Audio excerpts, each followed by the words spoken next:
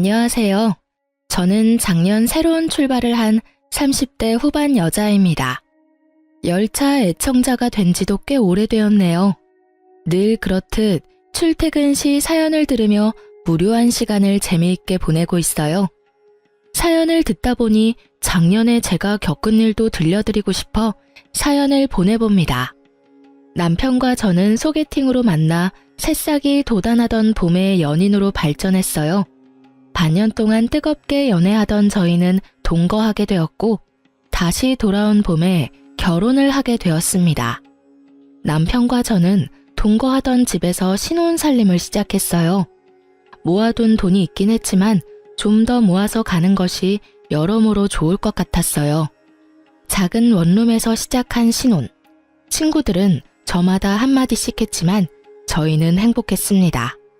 여보, 어머님 우리랑 같이 살고 싶어하는 눈치시던데 어쩌면 좋아?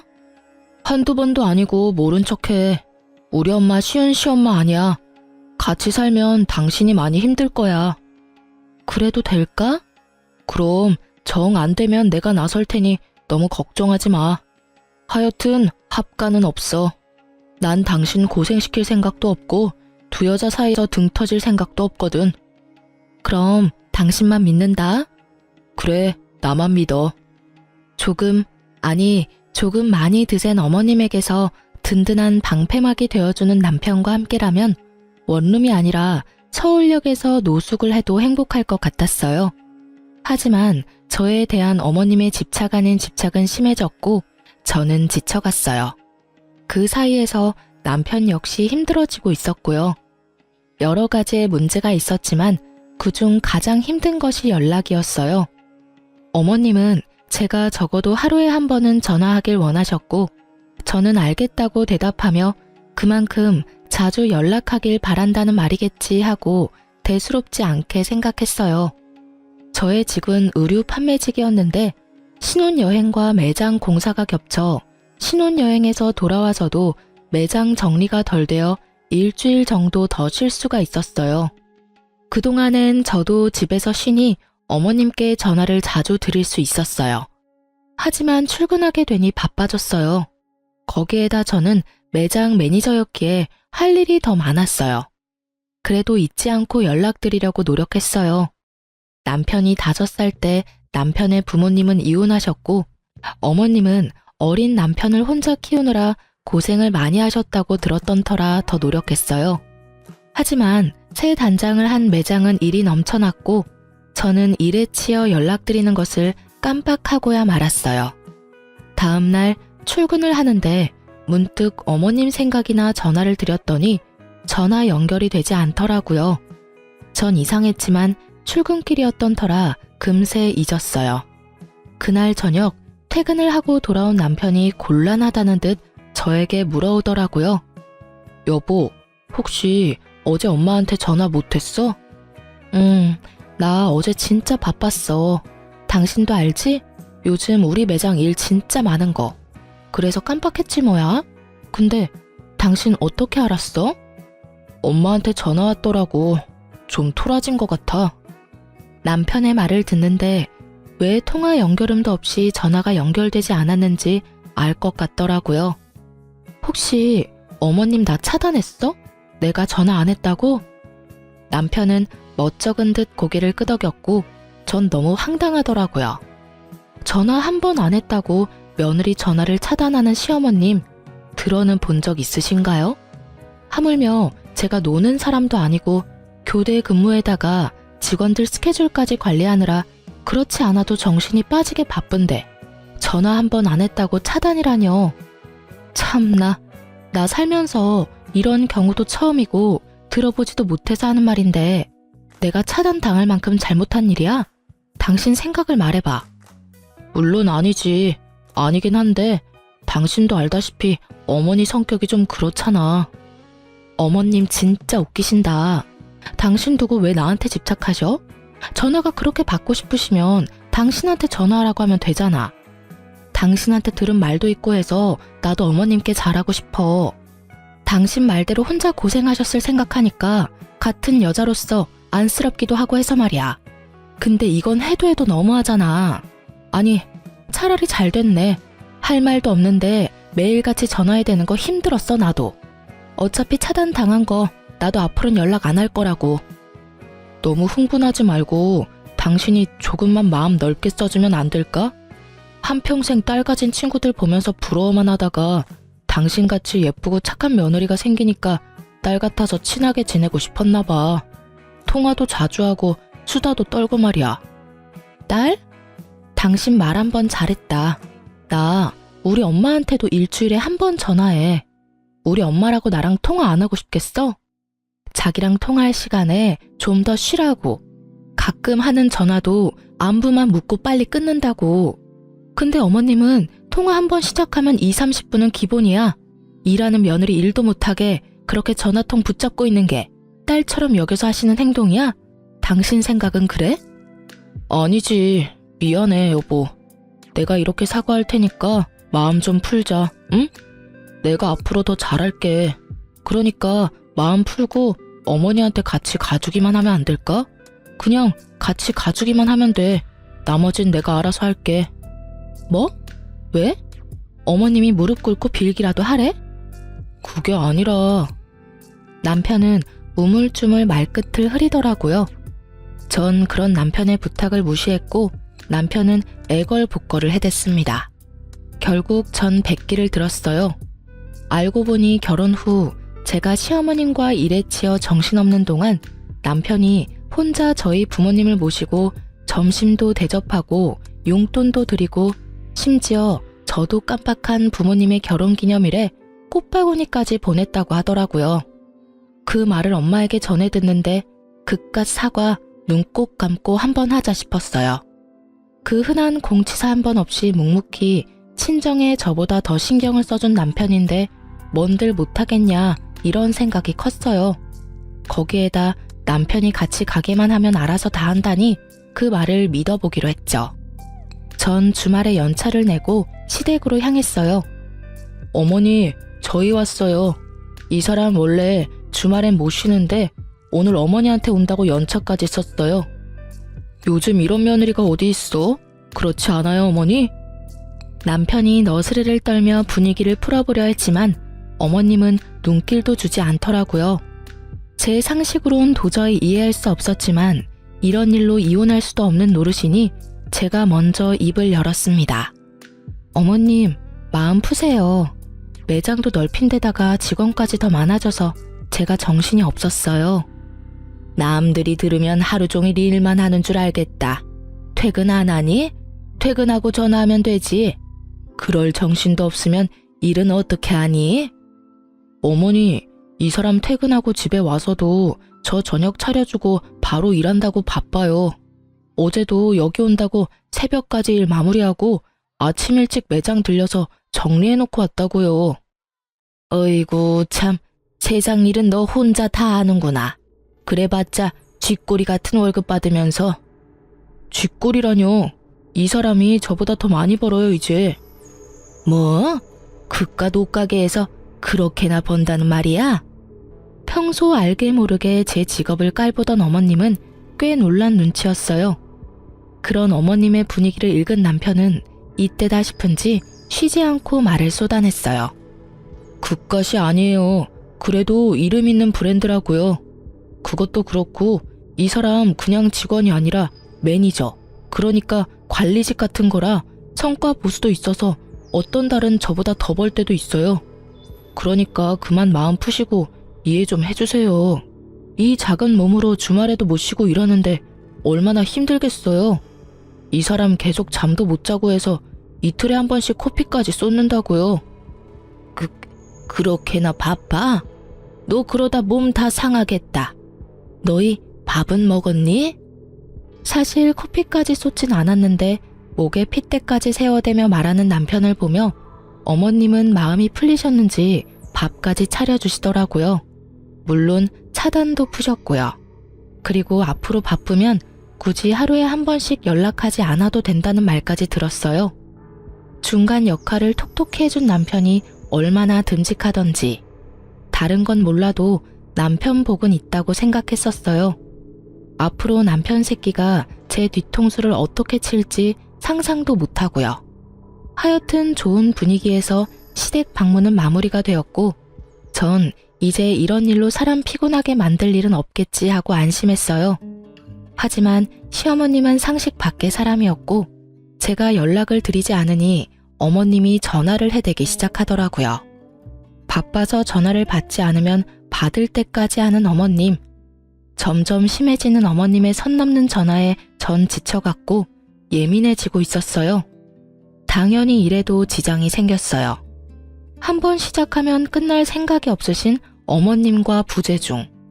본사에서 오는 연락을 놓치는 일은 다반사였고 항상 미소가 얼굴에 장착되어야 하는 제 얼굴엔 스트레스로 인해 미소 따윈 지어지지 않는 지 오래였어요. 일이 이렇게 되니 더는 참아선 안 되겠더라고요. 그래서 전 남편을 붙잡고 얘기를 했어요. 여보, 나 진짜 미치겠어, 어머님 때문에. 또 왜?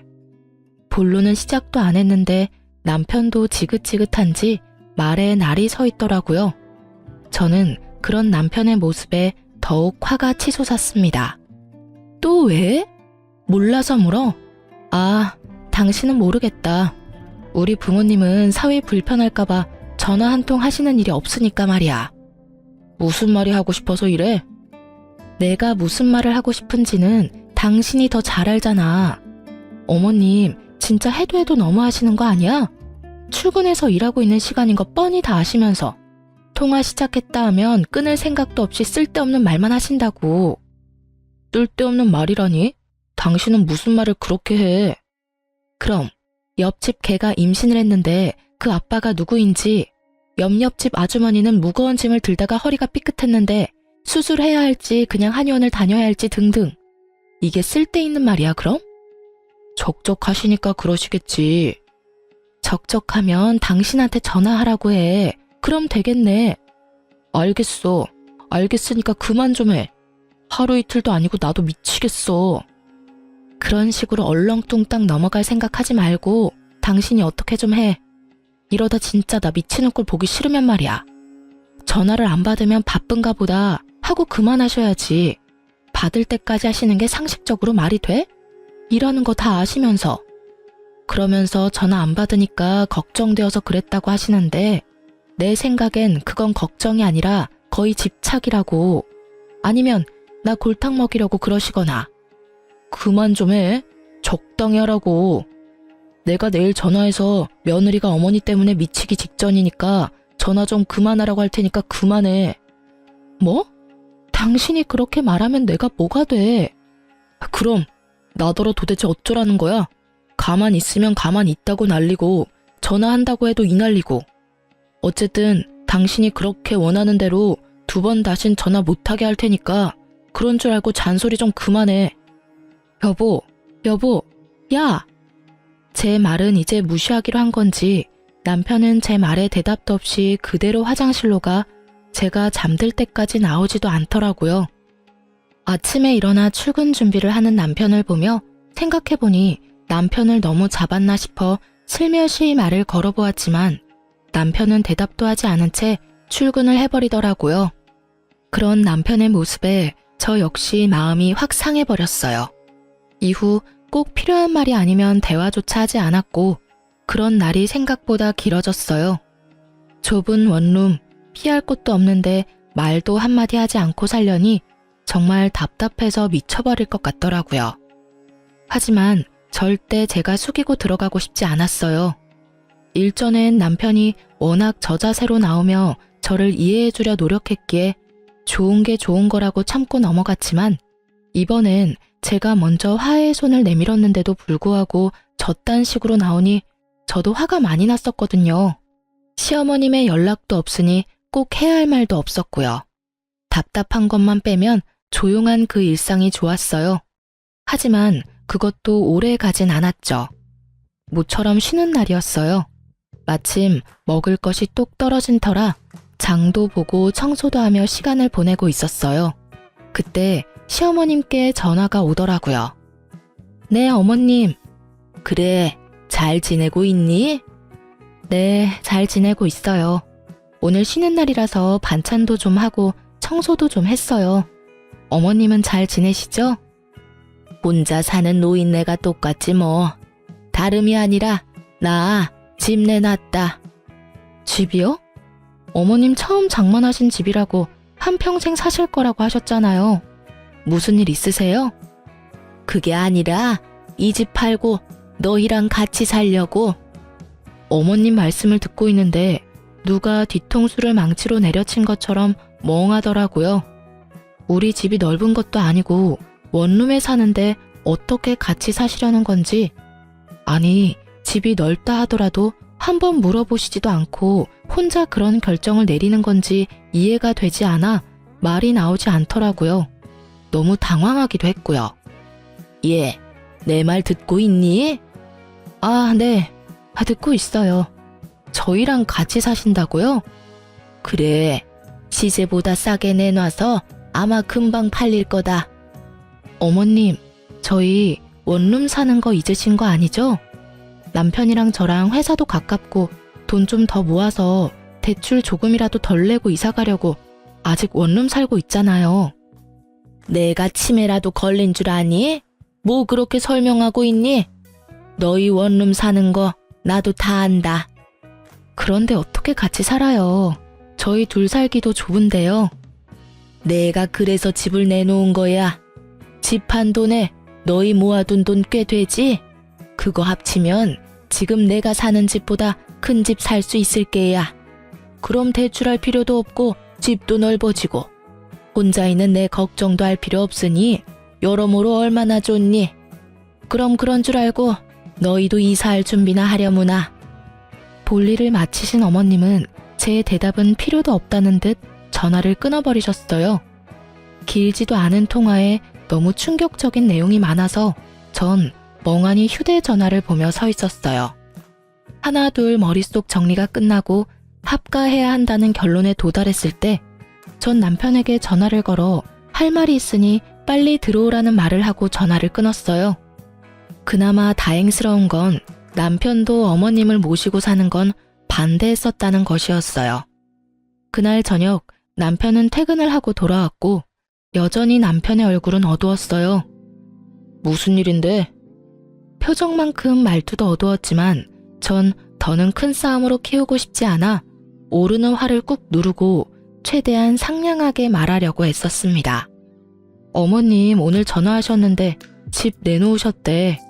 우리랑 같이 사시려고 그러셨다는데 당신 생각은 어때? 당신도 반대하지? 예전에 같이 안 살 거라고 나한테 모르는 척하라고 그랬었잖아. 그렇지? 그래? 나한텐 별말 없으시던데. 아, 어머니랑 아버지 다시 합치신다고 하시던데 그래서 그러시나 보다. 아버님이랑 어머님이 다시 합치신다니? 그게 무슨 말이야? 당신만 가끔 아버님 만나는 거 아니었어? 어머님도 만나고 계셨던 거야? 아니, 최근에 만나셨나 봐.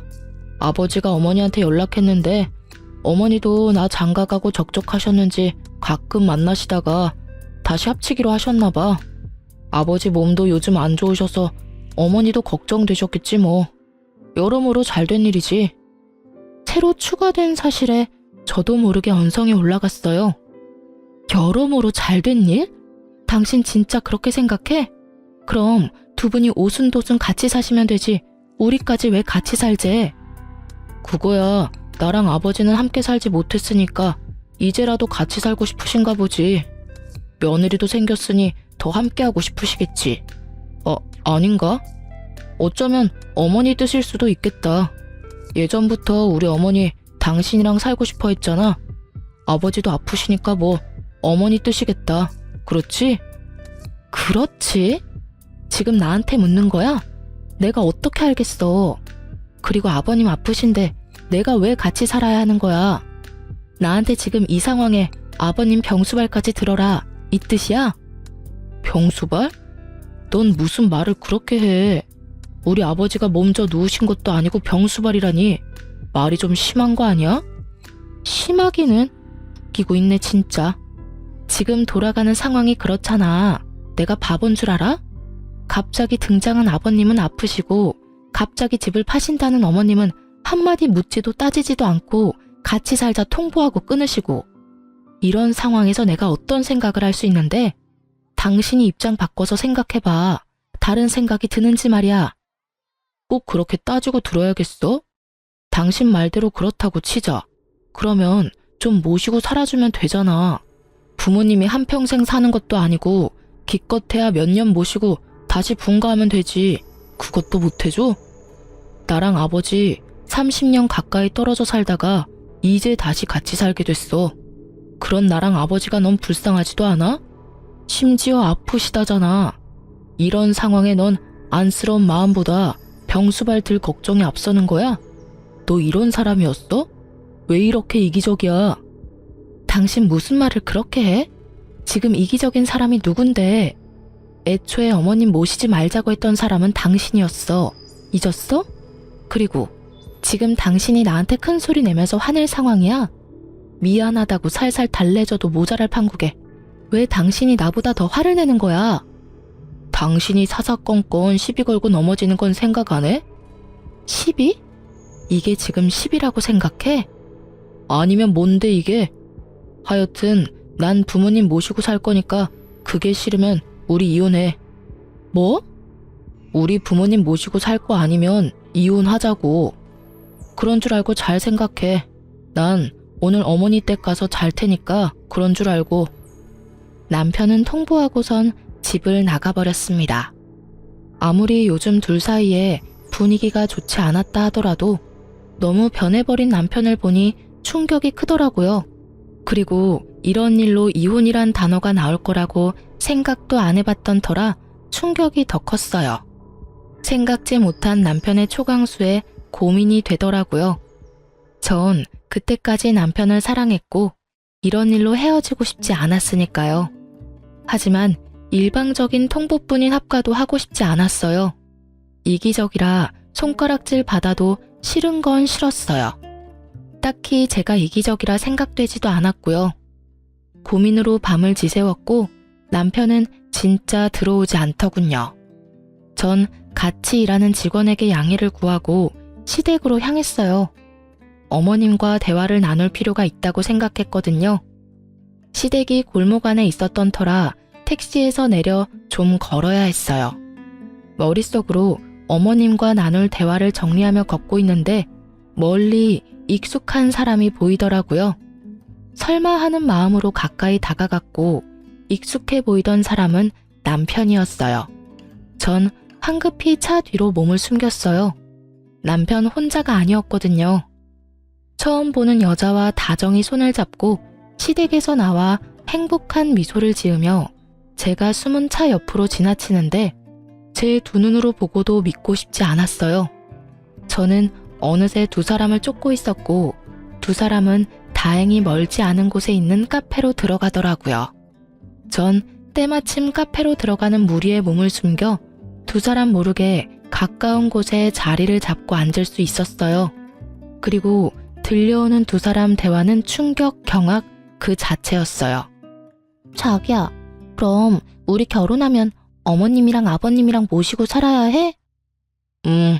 자기가 힘들더라도 한동안은 그래야 할 것 같아. 너무 걱정하지 마. 내가 자기 힘들지 않게 많이 돕고 중간 역할도 잘할게. 그리고 우리 엄마 남의 자식 귀한 줄 아는 사람이야. 잘 대해주실 거야. 아버지도 물론 잘해주실 거고. 자기도 방금 봤으니까 알 거 아니야. 저랑 아직 이혼하기로 한 것도 아닌데 벌써 시댁에 인사를 드리고 온 듯 결혼 얘기가 한창이더라고요. 당장이라도 달려가서 두 연놈을 박살을 내고 싶었지만 꾹 참고 두 사람 대화를 더 들어봤어요. 하긴 두 분 다 좋으시더라. 다정하게 잘 대해주시고. 그럼 한 1년만 모시고 나오자. 알겠지? 그럼. 괜히 너랑 헤어지고 이상한 여자랑 결혼해서는. 너랑 헤어지고 내가 얼마나 힘들었으면 그런 여자를 만났겠냐? 그러니까 내가 다시 만나자 했을 때 만났어야지. 괜히 다른 여자 만나보겠다고 소개팅이나 하고 다니고. 내가 그 꼴 보기 싫어서 회사도 옮겼던 거야. 그런데 왜 다시 돌아왔대? 과장님이 다시 돌아오라고 계속 연락이 오기도 했고 자기가 나 말고 다른 여자랑 얼마나 잘 먹고 잘 살고 있나 궁금하기도 해서 돌아왔지. 나도 멋진 남자 만나서 잘 사는 모습 보여주려고 했는데. 그러는 여자가 회식 때 그렇게 노골적으로 모텔 가자고 꼬셨어? 그래서 싫었어? 싫긴. 자기가 그러지 않았으면 내가 꼬셨을 건데? 서로 얼마나 좋아 죽는지 남편 새끼와 상간녀는 찰싹 붙어서 떨어지질 않더라고요. 주변 눈치도 안 보고 대놓고 하는 애정 행각에 지나가는 사람들의 수군거리는 소리가 끊이질 않았죠. 결국 두 사람에게 카페 직원이 가서 한 소리를 하고 나서야 멈춘 듯 했어요. 저기 손님, 여기서 이러시면 안 됩니다. 다른 손님들이 불편하다고 하세요. 네? 네. 아이, 쪽팔려. 그러게 그만하라고 했잖아. 멈출 수 없는 걸 어쩌겠어. 으이그. 그래서 이혼은 언제 할 수 있는 거야? 그 여자가 순순히 해줄까? 해줄 거야. 독한 년이라 절대 부모님 모신다고 할 리 없다고. 어제도 얼마나 따지고 드는지. 내가 왜 그딴 년이랑 결혼했나 모르겠어. 으이그. 앞으로 나한테 잘해. 알겠어? 나 같은 여자가 또 있는 줄 알아? 알겠어. 두말하면 잔소리지. 그래요. 두 사람은 남편이라는 새끼가 절 만나기 전 헤어졌다가 상간녀가 회사로 돌아오면서 만나기 시작했더라고요. 어느 날부터 회사 회식이 잦더니 다 이유가 있었더라고요. 갑자기 태도를 바꿔 이혼하자고 소리치던 이유도요. 불륜이 부끄럽지도 않은지 큰 소리로 잘도 짓거려준 덕분에 힘들이지 않고 상황 파악은 되었지만 앞으로 어떻게 해야 할지, 어떻게 하면 이 난관을 헤쳐나갈 수 있을지 아무 생각도 나지 않았어요. 이 채널에 올라온 다른 사람들의 사연을 들으며 다들 왜 저렇게 사냐고, 나 같으면 저렇게 안 산다고 했던 과거 저의 모습이 떠오르며 반성하게 되더라고요. 그러면서도 전 애청자답게 그간 들어왔던 통쾌했던 복수를 떠올리며 저의 복수를 계획했어요. 이래봬도 제가 열차 애청자인데 그냥 순순히 이혼해줄 수는 없었으니까요. 그날 밤 집으로 돌아온 남편 새끼에게 말했어요. 이혼하자. 정말? 나랑 이혼할 수 있겠어? 그깟 이혼하면 되지. 뭐 큰일이라고. 그리고 당신이 이혼하자고 해놓고 왜 그렇게 놀라? 왜? 하기 싫어? 아니, 난 당신이 이렇게 쉽게 이혼한다고 할 줄 몰랐지. 누가 그래? 쉬웠다고. 나도 쉽지 않았어. 하지만 어쩌겠어? 난 합가할 생각이 없고 당신은 죽어도 합가를 하겠다는데. 남들이 들으면 그깟 문제로 무슨 이혼까지 한다고 할 수도 있지만 우리한텐 그깟 문제가 아니니까 어쩔 수 없지. 그래. 그러면 법원은 언제 가지? 서류 여기. 내가 다 적어뒀으니까 당신은 도장만 찍으면 돼. 오늘은 여기서 자고 내일 일찍 법원 가자. 당신이 침대에서 자. 난 일이 바빠서 오늘도 밤새야 할 것 같아. 알겠어. 아, 그리고 이거 기억하지? 남편은 제 손에 들린 종이 한 장을 보더니 얼굴이 새파랗게 변하더군요. 이거 그냥 장난 같은 거였잖아. 장난? 넌 5천만 원이 장난이야? 남편은 저와 결혼한 지 얼마 되지 않았을 때 비트코인으로 돈을 날렸고 제가 그걸 메꿔준 적이 있었어요. 그땐 장난처럼 썼던 각서 한 장이 이렇게 쓰일지 몰랐지만 결과적으론 천만다행이지 뭐예요. 여기 이런 내용이 있어. 만약 우리가 이혼하게 될 시 을은 갑에게 빌렸던 5천만 원을 일시불로 상환하고 이자 역시 일시불로 상환한다. 이자는 이금융 최고이자로 계산하고 기간은 빌려준 시점부터 돈을 완납하는 시점까지로 한다. 그러니까 잘 계산해서 통장으로 입금해. 내일까지 입금 안 되면 고소할 테니까 그렇게 알고. 그러면 먼저 자. 난 씻고 일할 테니까. 전 혹시나 개거품 물고 달려들 수도 있는 남편을 피해 화장실로 대피했고 밖에서 어떤 소리가 들려와도 절대 나가지 않았어요. 몇 시간이나 흘렀을까요? 어떤 인기척도 들리지 않아 나가보았더니 속편히 자고 있더라고요. 그런 남편 새끼의 휴대전화를 뒤져보았어요. 그 멍청한 놈은 그 흔한 패턴도 해놓지 않았고 상간녀와 나눈 대화도 지우지 않았더라고요. 심지어 사진까지 있었어요. 그 멍청함이 얼마나 고맙던지. 전 외도 증거들을 손쉽게 손에 넣었고 다음날 아침 이혼할 생각에 들뜬 남편에게 또 한 방 먹일 수 있었어요. 이제 갈까? 근데 당신 대출은 얼마까지 돼? 내 대출은 갑자기 왜? 당신이 나한테 위자료 줘야 할 텐데 빌린 돈도 있고 하니까 아무래도 대출 한도에 간당간당할 것 같아서 그러지. 내가 당신한테 위자료는 왜 줘? 당신 바람 피운 거 나 다 알고 있어. 증거도 다 있으니까 발뺌할 생각 같은 거 하지 말고. 난 택시 타고 법원 갈 테니까 당신은 차 끌고 오든가 알아서 해. 오면서 대출도 좀 알아보고. 그럼 이따가 봐. 야, 잠시만. 내가 그럴 돈이 어딨어. 그래도 양심은 있네. 바람 피운 건 부정 안 하는 거 보니까. 아, 맞다. 그리고 나 상간녀 소송도 할 거니까 그년한테도 좀 전해줘. 돈 준비하라고. 알겠지? 그럼 나 먼저 간다.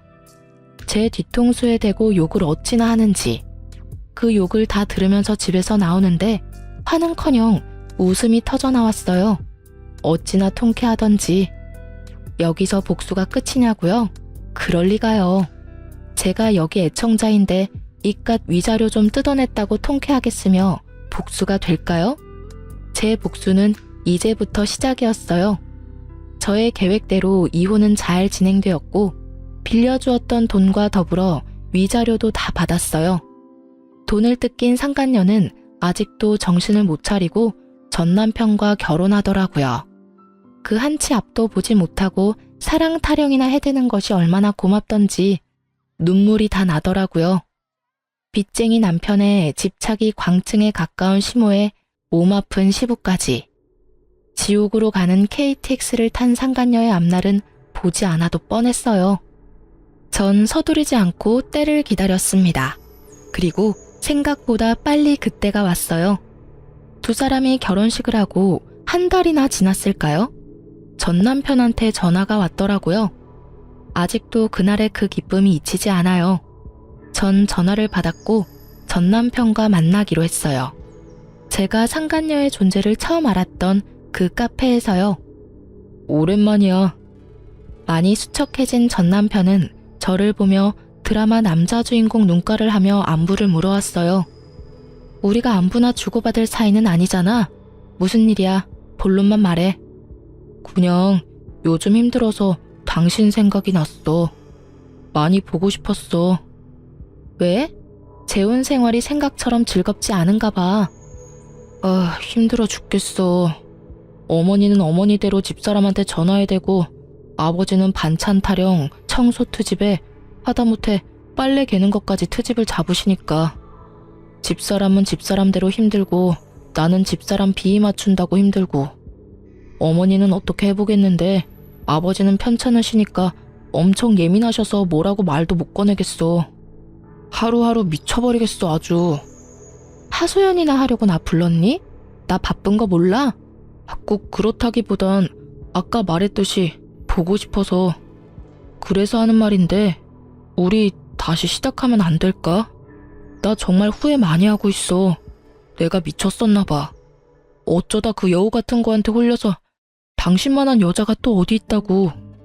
내가 진짜 앞으로 잘할 테니까 한 번만 나 용서해주면 안 될까? 그러니까 당신 말은 그 여자랑 이혼하고 다시 나랑 결혼을 하겠다고?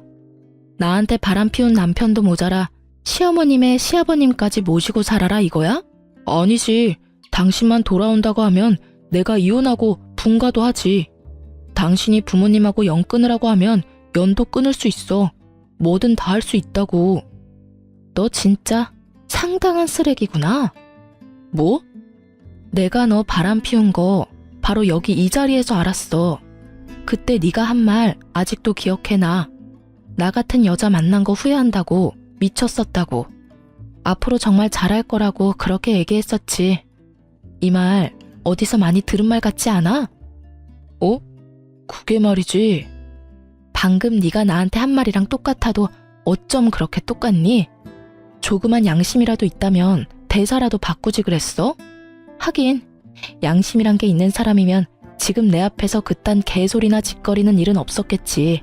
아니, 애초에 바람 같은 걸 피지도 않았겠지. 뭐? 개소리? 너 말 다 했냐? 난 말 다 했는데 넌 덜 했냐? 설사 그렇다고 한들 난 더 듣고 싶지 않으니까 먼저 일어나 볼게. 그리고 이런 일로 다시는 연락하지 마. 나 너 목소리 듣는 것도 역겨워. 알겠어? 전 분노로 곧 죽을 듯한 전 남편을 뒤로 한 채 카페를 나왔어요. 야, 네 전 남편 곧 죽겠던데? 몰골이 저승사자랑 하이파이브하고도 남을 것 같았어. 자기 무덤 자기가 팠지 뭐. 사진은? 잘 찍었어? 당연하지. 너한테 보냈어. 확인해봐. 친구가 보내온 사진엔 제법 다정하게 마주 앉은 전 남편과 제가 있더라고요. 네, 그렇습니다. 전 이 사진을 위해 오늘 전 남편을 만나러 나왔습니다. 친구에게 받은 사진을 전 상간녀에게 보내버렸고 사이가 심하게 나빠졌는지 전 남편이 제가 전화를 받지 않으니 정성스럽게 음성을 남겼더라고요. 야, 이 미친년아. 그딴 사진을 보내? 너 제정신이야? 니년 때문에 내가 얼마나 들들 볶인 줄이나 알아? 몇 날 며칠을 싸우고 있다고. 한 번만 더 이딴 짓 했다간 가만 안 둘 테니까 그런 줄 알아? 더럽기가 걸레보다도 더한 전 남편의 입담을 들으며 전 그저 웃었어요. 아직 복수가 끝나지도 않았는데 이렇게 화를 내주니 앞으로는 얼마나 더 골머리가 아프고 분노가 치솟을까 싶어서요. 전 주저없이 남편의 욕설에 대한 보답을 실행하기로 했어요. 전 남편의 회사로 두 사람의 외도로 인해 저와 이혼하게 되었다는 사실을 보내버렸거든요. 바람 피운 두 연놈이 멀쩡하게 회사 다니는 꼴을 어떻게 보고만 있겠어요? 거기에다 전 남편의 회사엔 말 많기로 유명한 전시모의 친구까지 근무하셨기에 꽉 먹고 알 먹고였어요. 그 친구분은 저의 예상보다 더 빠르게 친구 사이에 소문을 쫙 내주셨고 전시모는 그렇게 자랑에 대던 아들 덕분에 친구들 사이에 얼굴도 들고 다닐 수 없는 지경에 이르렀죠. 모든 복수가 끝나 상쾌했고 통쾌한 하루하루를 보내던 어느 날 짐덩어리들을 떠안은 것도 모자라 남편의 바람까지 의심되는 상황에서 회사마저 잘려버린 상간녀가 눈이 돈 채로 매장으로 찾아왔더라고요. 심상치 않은 상간녀의 모습에 저는 상간녀를 질질 끌어 매장에서 벗어났어요. 나? 이거 나! 여기 놨다. 어쩔 건데? 왜 찾아와서 이 난리야? 너 미쳤어? 회사까지 그런 걸 보내면 어쩌자는 거야? 원하는 대로 위자료 다 줬으면 됐잖아. 누가 그래? 내가 원하는 게 위자료가 끝이라고. 한 회사에서 유부남이랑 놀아날 때는 이 정도는 각오하고 만난 거 아니었어? 머리가 나쁜 거야? 생각이 없는 거야? 뭐? 이거 진짜 미친년이네. 야, 미친년은 너지. 유부남한테 미쳐가지고 남의 가정은 다 망쳐놓은 주제에 사과 한마디 없더니 뻔뻔하게 여기가 어디라고 찾아와서 이 난리야? 왜? 막상 가져보니 상상과는 달라도 너무 달랐나 봐. 네가 한 짓이 있는데 결혼만 하면 행복할 줄 알았니? 생각이 없어. 하긴 생각이 없으니까 그딴 짓을 하고 행복하길 바랬겠지. 너 말 다 했어? 얼굴이 터질 듯이 붉어진 상간녀는 급기야 제 뺨을 때리더니 머리채를 잡고 휘두르기 시작했어요. 저 역시 가만 있을 수는 없었어요. 다년간 의류박스를 옮기며 차곡차곡 정립했던 팔뚝힘을 쓸 때가 왔고 전 아낌없이 그 힘을 사용했어요. 한 손으론 상간녀의 머리채를 한 움큼 잡아 흔들었고 한 손으론 주먹을 꽉 쥐고 마구 휘둘렀어요. 발도 쉬게 할 순 없어서 발길질도 좀 했네요. 얼마나 신나게 때렸는지 정신을 차려보니 상간녀가 벌벌 떨더라고요. 저도 얼굴 여기저기 긁히긴 했지만 저의 압도적인 승리인 건 확실했어요. 너 내가 가만 안 둘 거야. 경찰에 신고할 거라고. 때리기도 네가 먼저, 머리채도 네가 먼저 잡은 거 잊었니? 멍청하다 하니까 진짜 멍청한 말만 골라서 한다. 멍청한 년. 그리고 나 위자료 덕분에 돈 많아서 신고한다고 협박해대도 겁도 안 난다 야. 아 맞다. 나 네 남편 새끼한테도 돈 많이 받았지? 알려나 모르겠는데 나한테 빌린 돈이랑 위자료 준다고 그 새끼 대출 꽤 받았을 텐데 회사까지 잘려서 어쩐대? 그래도 뭐 두 사람 아직 젊으니까 어떻게 해서든 헤쳐나가면 되겠지. 안 그래? 뭐? 대출? 그 인간 대출까지 있단 말이야? 어머, 몰랐니? 아마 한도 끝까지 받아서 나 줬을 텐데. 완전히 속았어. 이게 다 너 때문이야. 다 너 때문이라고. 내가 가만히 있을 줄 알아? 네가 나한테 보낸 사진 그거 네가 다니는 매장 본사에 다 보내버릴 거야. 나도 너 매장 시켜버릴 거야. 그리고 나도 상간녀 소송할 테니까 너 각오해. 알겠어? 상간녀 같은 소리 한다. 겨우 그 정도로 상간녀 소송을 할 수 있을 것 같아? 내가 네 남편이랑 안고 있니? 아니면 하다못해 손이라도 잡고 있니? 그냥 마주 앉아 있는 걸로 상간녀 소송? 마음대로 해봐. 난 네 남편이랑 아무 사이도 아니라는 증거가 차고도 넘치니까 명예훼손으로 고소당하고 싶으면 마음대로 해보라고. 그리고 앞으로 2번 다시 찾아오지 마. 또 찾아와서 이딴 짓 하면 네가 좋아하는 그 신고 내가 해줄 테니까. 알겠어? 그리고 네 팔자 네가 꼬아놓곤 누구 탓을 하고 난리래? 앞으론 똑바로 살아. 남의 탓 좀 그만하고. 절규에 가까운 상간녀의 고함을 마지막으로 진짜 제 복수는 끝이 났어요. 그렇지 않아도 한 대 쥐어 패고 싶었는데 어찌 알고 찾아온 것인지 상간녀는 처음부터 끝까지 저에게 참 고마운 사람이었어요. 덕분에 그 지옥 같은 집구석으로 기어들어가지 않고 벗어날 수도 있었고 전 남편도 손쉽게 떼어낼 수 있었으니까요. 꼴에 자존심만 센 남편은 여기서 들은 사연처럼 저를 찾아와서 빌거나 그러진 않더라고요. 혹시나 찾아오면 얼굴에 물도 쏟아주고 따기도 한 대 날리려고 했거든요. 물에 홀딱 젖은 그 꼴을 못 봐서 아쉬웠는데 전 남편은 더 비참한 꼴로 살고 있더라고요. 얼마나 더 저에게 통쾌함을 주려고 전 시모가 친절하게 연락을 해주더라고요.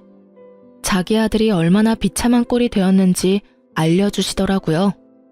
이 나쁜 년아, 너 때문에 내 아들이 어떻게 됐는지 알아? 제가 어떻게 알겠어요. 전 이혼했는데요. 너 같은 년 때문에 내 아들이 알코올 중독자가 됐다고. 그 잘났던 내 아들이 네 년 때문에 또 이혼당하고 취업은커녕 집구석에서 온종일 술만 퍼마시고 있다. 이제 속이 후련하니?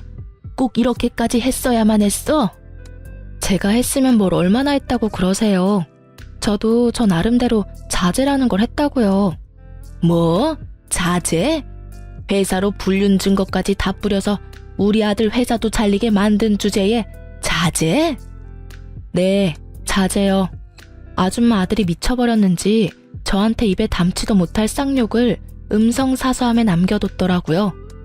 휴대폰 들고 경찰서 가서 확 신고해버릴까 하다가 그간 살았던 정도 있어서 참아줬네요.